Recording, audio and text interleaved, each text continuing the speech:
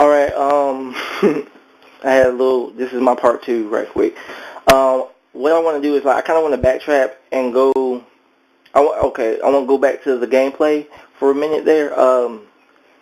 Like, with Final Fantasy 13, it's really different from other RPGs, JRPGs, with its, certain aspects of what they do. For one thing, like, it's not a normal JRPG where you go and you grind and, like, they automatically give you the point, they, like, automatically level you up. It's to a point where, like, in Final Fantasy 13, they give you Crystarium points, and, like, what you have to do is, you have to take those Crystarium points and you have to, like, you gotta take those points and you have to put them towards the Crystarium I think not paradigms, but uh gosh, the main focuses of what makes your character, like, a strong character. See, like, they have, like, I think what it's like 6 different types of Crystariums. One's Commando, Ravager, Saboteur, Synergist, Medic, and Sentinel. And like at the beginning of the game, what they do is, like, they give each character 3 Crystariums, like their primary ones, and pretty much saying that these are the ones that they're strong, that they you want to be used for the duration of the whole entire game.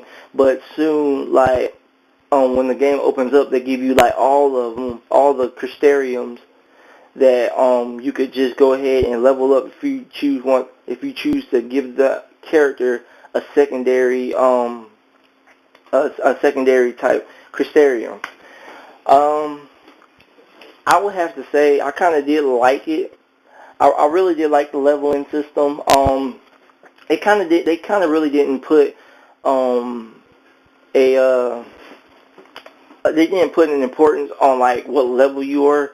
I mean, well, like, saying if you're level 99 or level, like, 70 or whatever, they didn't do that. They go from levels, like, 1 through 4 for each Crystarium, and you just pretty much level yourself on your characters up from what primary command you want them they use.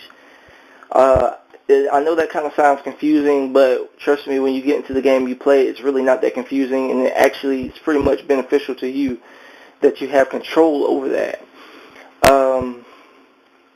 Another thing, in the game there has something called, like, paradigms.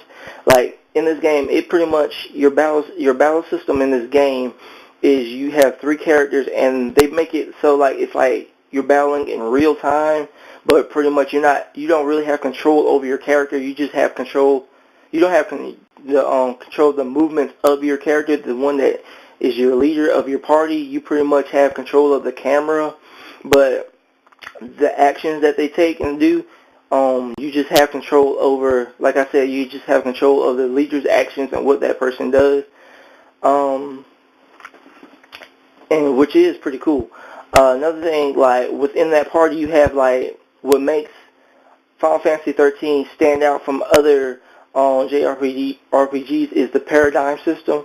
The paradigm system is pretty much like your combination system for, like, your party. Like, say, like, if you have a commando, a synergist, and a saboteur, and then, like, fighting or something, and then, like, you can switch and you can have, like, 2 medics and a sentinel. I mean, pretty much they're kind of called offensive and defensive paradigms. Oh, and you can really mix those up. It really gives the game a lot of diversity, I believe. And you can really mix things up. And if you like, for each different enemy you face, different paradigms are needed to defeat that enemy. So it gives a lot of strategy and a lot of depth to the game, I believe. And like I said, like, there's like hundreds of different types of paradigms that you can create in the game, which makes the game, like I said, gives it depth.